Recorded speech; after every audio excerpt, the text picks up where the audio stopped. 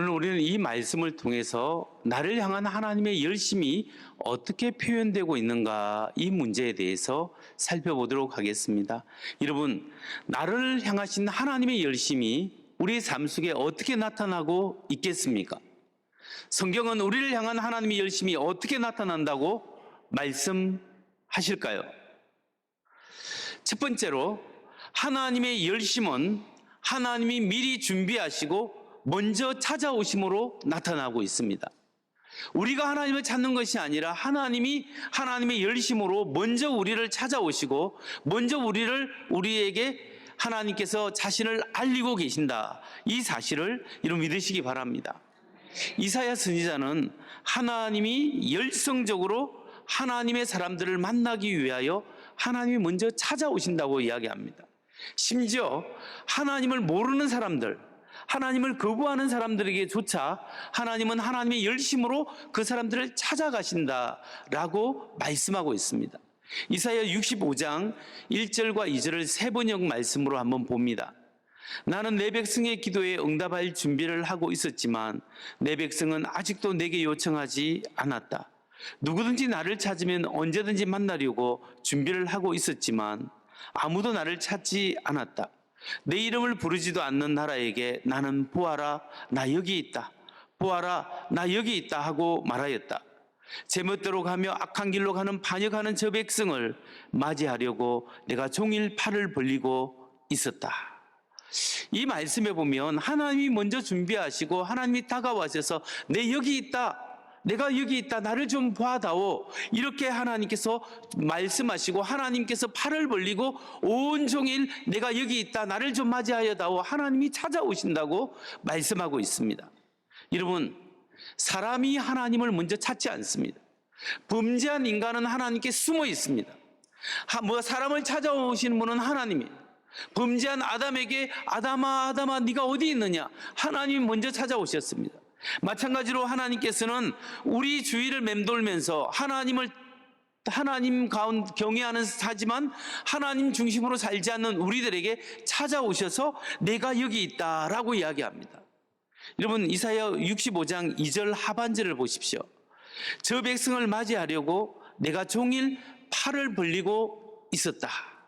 성경에서 하나님이 팔을 벌리고 있었다, 이 표현은 주로 하나님의 심판을 이야기합니다. 하나님이 손을 들고 계신다라는 것은 하나님의 심판을 말씀하시는데, 예외적으로 오늘 이 본문에서는 심판이 아니라 하나님의 간청이에요.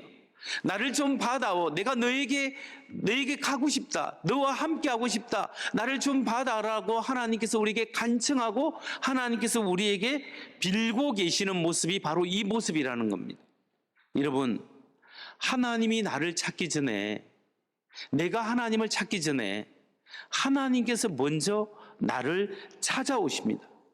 여러분이 하나님께 회개하기 전에 하나님께서 여건을 만드시고 사람을 보내시고 사건을 만드셔서 하나님을 앞에 돌아올 수 있도록 하나님이 모든 여건을 준비하고 계시고 제발 나를 만나다오 라고 부탁하시는 분이 우리가 믿는 하나님이십니다. 여러분, 나는 주로 은혜 받을 준비가 안 됐습니다. 나는 하나님께 봉사할 준비가 되지 않았습니다. 나는 하나님께 헌신할 준비가 되지 않았습니다. 심지어 나는 집사의 직분을 맡기도 부족합니다. 그것도 맡기가 너무 부담스럽습니다. 이렇게 말할 때가 있어요. 여러분, 나는 하나님 앞에 나아가고 하나님 은혜 받을 준비하지 않고 하나님 다음에 할게요, 하나님 다음번에 은혜 받고 다음번에 그 일을 할게요 라고 다음이라고 미루지만, 하나님은 이렇게 부족하고 인약한 우리들을 향해서 찾아오셔서 아니야, 지금이 은혜 받을 때야, 지금 내가 너와 함께 하기를 원한다, 지금 내가 너를 부를 뿐만 아니라 내가 너를 찾아왔다, 지금 나를 좀 만나다오, 하나님께서 우리에게 외치고 찾아오시는 분이 바로 우리 하나님이신 것을 믿으시기 바랍니다. 여러분, 하나님이 안타까운 마음으로 내가 너를 사랑하고 너가 스스로 나를 찾아온 것 같지만 사실은 내가 너를 불렀고 너의 무거운 짐들을 다 내게 맡겨라, 내가 너의 안식이 되고 내가 너의 삶의 기쁨이 되어주겠다, 하나님께서 다 엉뚱한 데서 너의 기쁨을 누리려고 하지 말고 바로 내가 여기 있다 라고 우리에게 말씀할 때 여러분의 영적인 눈이 떼어져서 하나님 안에 거하고 하나님을 볼 수 있고 하나님의 말씀에 순종할 수 있는 여러분 되시기를 주의 이름으로 축원합니다. 두 번째로 우리가 살펴볼 문제가 있습니다. 그것은 두 번째, 하나님이 내게 먼저 찾아오실지라도 마음이 완고한 사람은 그 하나님의 은혜를 누릴 수 없고 거부한다는 사실을 여러분 생각해야 합니다. 마음이 겸손하지 않고 마음이 교만하고 완고한 사람은 하나님이 찾아와서 안겨주시는 구원과 축복을 경험할 수가 없다라는 거예요. 이사야 선지자는 하나님의 축복을 놓치는 것은 다름이 아니라 나의 인간의 완고한 마음이다. 이 사실을 우리에게 알려주고 있습니다. 이사야 65장 2절 말씀을 보겠습니다. 제 볏대로 가며 악한 길로 가는 반역하는 저 백성을 맞이하려고 내가 종일 팔을 벌리고 있었다. 지금 하나님이 여기서 팔을 벌리고 간청하고 있는 대상이 누구죠? 자기 마음대로 살고 악한 길로 계속 걸어가는 반역하는 저 백성. 여기 반역하는 백성 할 때 반역이라는 게 완고한이라는 뜻이에요. 엄격하고 융통성이 없고 결코 만족하지 않는 사람들, 하나님을 은혜가 주어지지만 거꾸로 사는 사람, 그래서 교만한 사람, 완고한 마음, 이런 마음을 가진 사람들을 향해서라도 하나님은 팔을 벌리고 비록 그가 돌아오지 않을지라도 하나님은 계속해서 내가 여기 있다, 나를 좀 봐다오, 이 사건 저 사건 이 사람 저 사람을 통하여 하나님께서 계속적으로 우리에게 말을 걸고 있다는 것을 성경은 우리에게 말씀하고 있습니다. 그럼에도 불구하고 아무리 팔을 벌리고 기다려도 마음이 교만하고 완고한 사람은 하나님의 말씀에 귀를 기울이지 않고 도리어 하나님을 떠나고 반역하고 우상을 섬기는 데 열심을 품게 되는 겁니다. 이사야서 65장 3절 말씀을 봅니다. 이 백성은 동산에서 우상에게 제사하며 벽돌 제단 위에 분향하며 내 앞에서 늘 나를 분노하게 만드는 백성이다.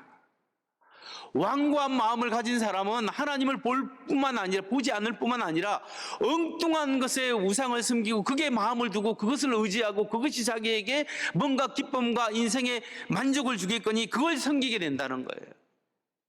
사도 바울이 신약에서 복음을 전하다가 자기의 고민하는 점이 있었는데 그걸 오늘 이사야서 65장을 통하여 해결한 게 있답니다. 사도 바울이 자기가 복음을 수십 년 동안 복음을 전하다가 전 원문이 있는데 그게 원문이 뭐냐면 1000몇백 년 동안 하나님의 말씀을 듣고 하나님의 돌보심을 받았던 유대 백성들은 복음이 전해졌을 때 그 복음을 듣지 않는다는 거예요. 돌아서지 않는데 그동안 하나님의 말씀을 듣지 않았던 이방 민족들은 이방 사람들에게 복음을 전하니까 이 사람들이 복음 안으로 들어오더랍니다. 유대인들에게 복음을 전하니까 몇몇 사람만 겨우 들어오는데 이방 사람들에게 복음을 전하니까 그냥 물밀듯이 사람들이 막 쏟아져 복음 안으로 하나님의 은혜 가운데 들어오더라는 거예요. 이게 왜 어떻게 이런 일이 생길까? 그렇게도 하나님의 말씀을 잘 알았고 하나님의 은혜와 사랑을 받은 유대 백성들은 하나님의 말씀을 듣지 않는데 왜 이방 사람들은 들을까? 그리고 왜 유대인들은 하나님의 말씀을 듣지 않을까? 이게 바울의 의문이었습니다.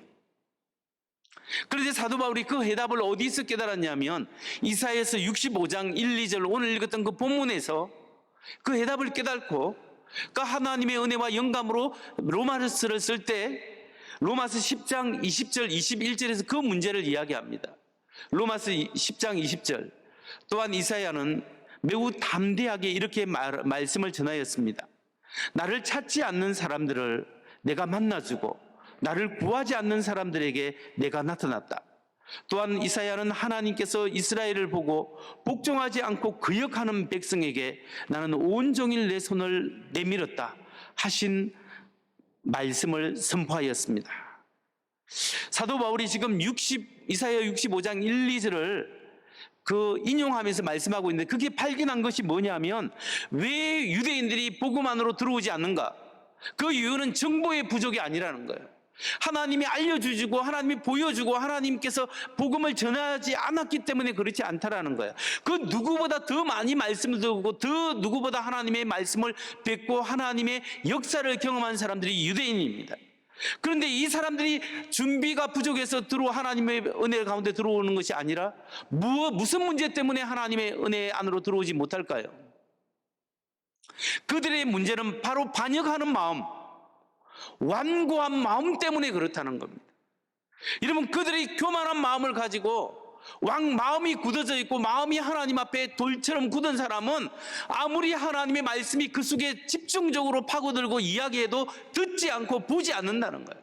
안 보겠다는 거예요. 안 순종하지 않겠다라는 거예요. 여러분, 이렇게 마음이 하나님 앞에 교만하고 딱딱한 사람은 그 어떤 설교자가 어떤 선지자가 와서 말씀을 전해도 듣지 않습니다. 심지어 하나님의 아들이신 예수님이 오셔서 말씀을 전해도 듣지 않는 거예요. 여러분, 실제로 예수님이 역사상 이 세상에 오셨습니다. 하나님의 아들로 오셨지만 사람들이 예수님의 말씀을 들었나요? 천국 복음을 전했지만 듣지 않고 도리어 그분을 붙잡아 십자가에 못 박아 죽였습니다. 완고한 사람들의 마음이 이렇게 표현되는 거예요. 바로 이런 현상을 요한복음 1장 11절에서는 이렇게 표현합니다. 그가 자기 땅에 오셨으나 그의 백성은 그를 맞아들이지 않았다. 하나님이 팔을 벌리시고 나 좀 받아오, 나 좀 받아오, 이 정도가 아니라 진짜 오셔서 그들과 동고동락하고 그들의 아픔 속에 들어가서 하나님의 말씀을 전했지만 이 마음이 굳어있고 교만한 사람은 말씀이 들리지 않고 보이지 않는다. 하나님의 역사를 봐도 그것이 하나님의 역사처럼 깨달아지지 않는다는 거예요.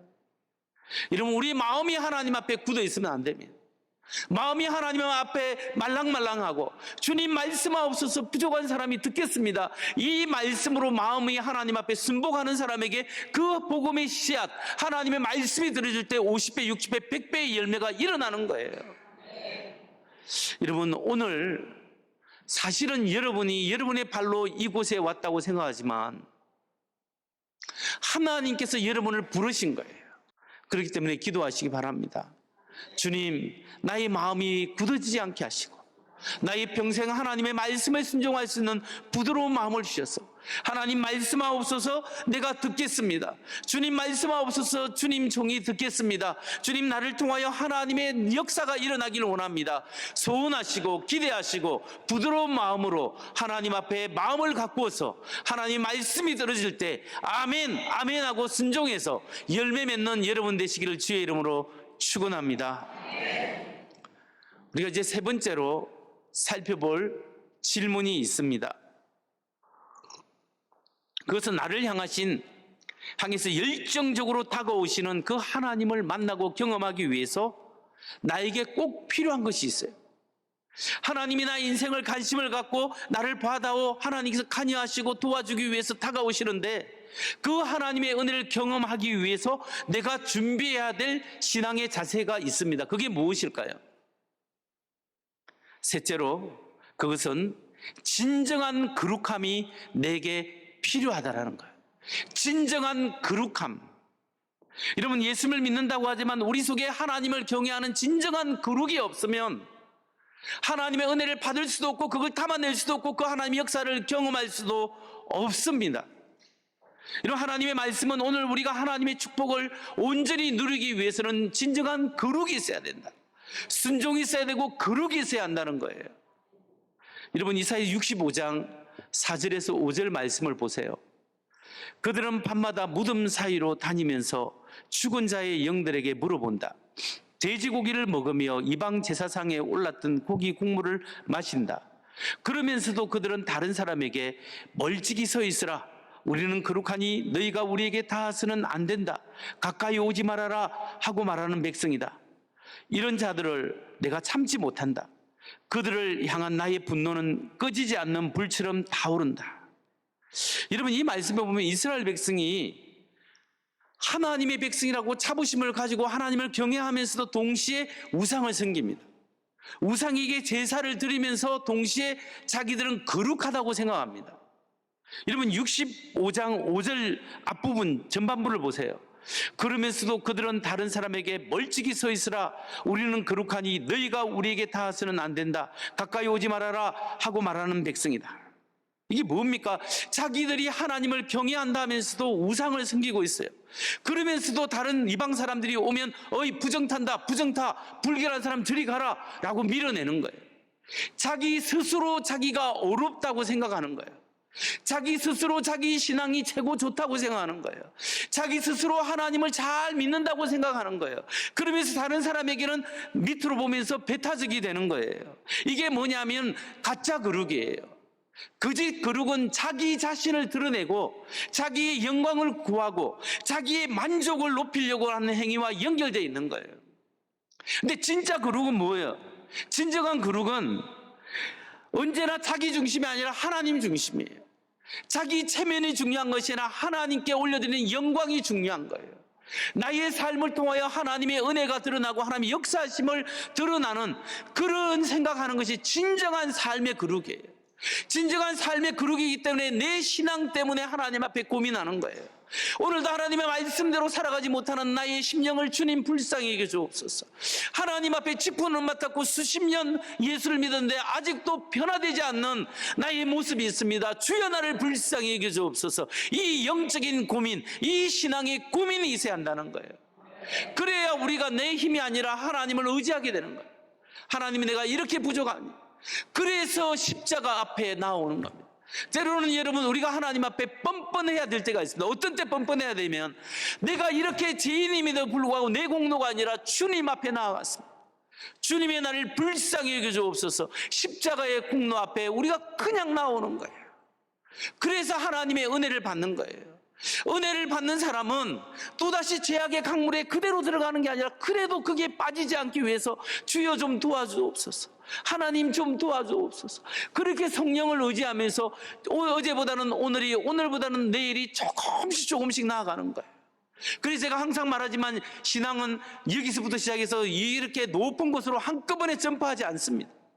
올라갔다가 떨어졌다가, 때로는 올라갔다가 떨어졌다가, 믿음 생활 잘했다가 기도 생활 잘했다가 또 낙심했다가, 그러나 어느 날 믿음대로 살아가다 보니까 여기서 출발했는데 이까지 올라가 있는 거 아니에요. 여러분, 오늘 우리가 진짜 거룩은 자기의 의를 드러내는 것이 아니라 진정한 거룩은 하나님의 말씀에 열려 있고 진정한 거룩은 하나님의 관계성 안에 사는 거예요. 예수님이 내 안에 있고 내가 주님 안에 있고 주님과 내일 대화하면서 하나님 아버지 이 부족한 종을 불쌍히 여기시고 오늘 가정에 이런 문제가 있고 저런 문제가 있는데 주님 먼저 가셔서 좀 도와주세요. 오늘 주님의 뜻이 내 안에 이루어지기를 원합니다. 이런 삶이 하나님 앞에 살아가는 것이 거룩이에요. 그런데 이렇게 살아가는 사람이 특징이 뭐냐 하면 평안과 담대함이 있어요. 하나님이 주시는 평안과 담대함은 하나님과의 관계성 안에서 들어오는 거예요. 여러분, 요한복음 16장 33절 말씀을 한번 봅니다. 같이 한번 읽습니다. 시작. 이것을 너희에게 이르는 것은 너희로 내 안에서 평안을 누리게 하려 함이라. 세상에서는 너희가 환난을 당하나 담대하라. 내가 세상을 이겨노라. 아멘. 여기서 예수님과 관계가 있는 사람은 어떤 사람입니까? 평안을 주시는 거예요. 세상에서는 너희가 환난을 당하나 담대하라. 내가 세상을 이겼느니라. 예수님이 승리했기 때문에 우리에게 승리가 있는 거예요. 예수님과의 관계가 있기 때문에 주님 안에서 비록 문제가 있고 여러 가지 어려움이 있지만 그럼에도 불구하고 하나님의 은혜 가운데 살기 때문에 주님 역사하여 주옵소서. 이 믿음이 있기 때문에 우리가 담대할 수 있고 평안할 수 있다는 거예요. 여러분, 이사야서 65장 11절 12절 말씀을 한번 보겠습니다. 그러나 나 주를 떠나서 내 거룩한 산을 잇고 갓에게 상을 차려놓으며 머니에게 섞은 술을 가득 부어 바치는 자들아, 내가 너희를 칼에 죽는 신세가 되게 하겠다. 너희 모두가 살려가는 자에게 몸을 구부리게 될 것이다. 여러분, 여기서 보면 이스라엘 백성 중에 하나님이 아니라 우상을 섬기는 사람들이 있었습니다. 우상을 섬기고 우상에 절하고 하나님을 믿는다면서 우상의 고기를 먹고 우상의 국물을 마시고 그런 일들을 하는 사람이 있는데, 여기 보면 그 신들 중에 이름이 두 개가 나오죠. 하나는 갓이라는 신, 하나는 머니라는 신. 갓이라는 신의 뜻이 뭔지 아십니까? 갓은 행운의 신이에요. 행운. 머니는 무슨 신이에요? 운명의 신이에요. 그러니까 보세요. 이 사람들이 하나님을 믿고 하나님을 경외하면서도 동시에 우상을 섬기는데 하나님을 안 믿는 게 아니에요. 하나님을 믿으면서도 뭘 신어요? 우상을 섬기는데 갓신. 이게 행운의 신이에요. 머니 신, 운명의 신. 이게 뭘 이야기하는 거예요? 무엇 때문에 이런 하나님을, 창조주 하나님을 믿으면서도 행운의 신, 운명의 신을 믿고 있을까요?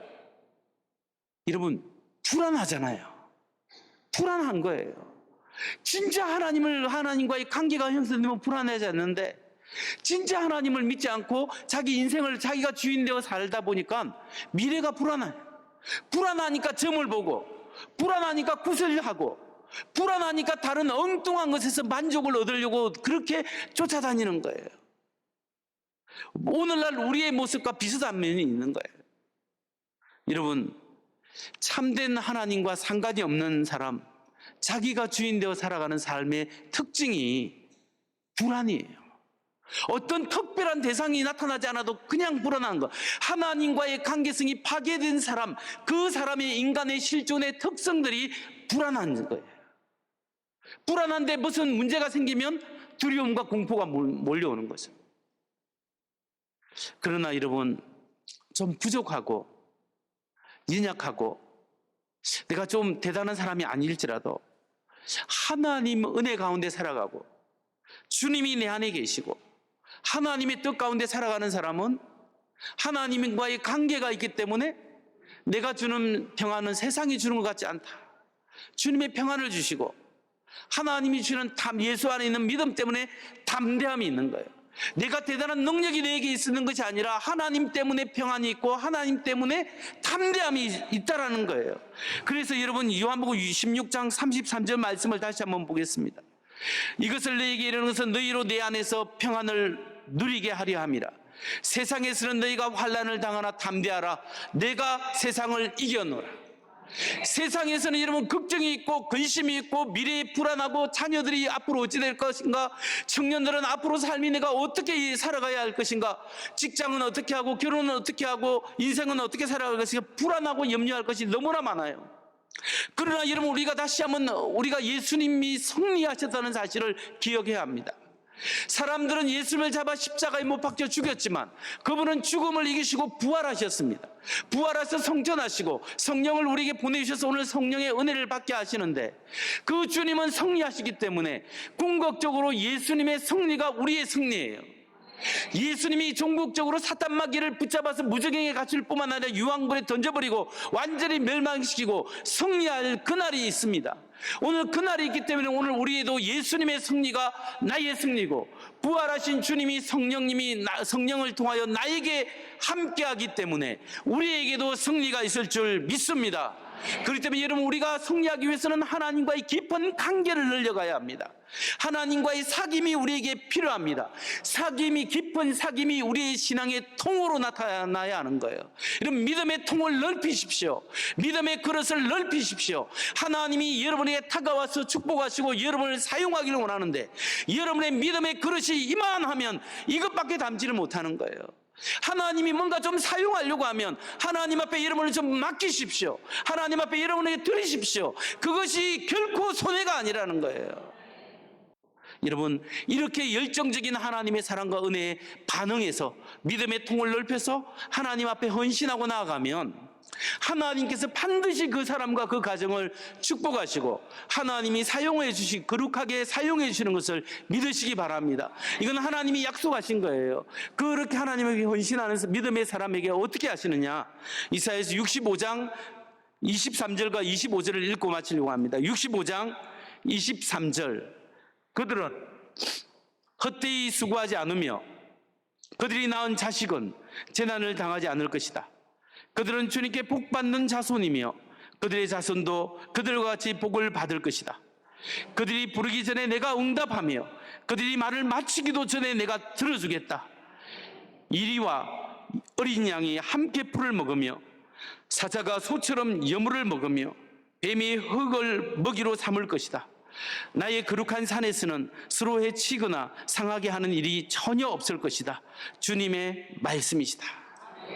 여러분, 이렇게 하나님 은혜를 갈망하고 하나님 먼저 찾아오시는 그 하나님의 은혜를 내가 사모합니다. 하나님, 나를 부족한 나를 통하여 하나님 일에 쓰임받게 해주세요. 이렇게 하나님 앞에 여러분을 드리는 사람은 하나님이 여러분의 제 기도가 끝나기 전에 하나님이 들으시고 응답하시고 인도하시고 이끌어 주를 믿으시기 바랍니다.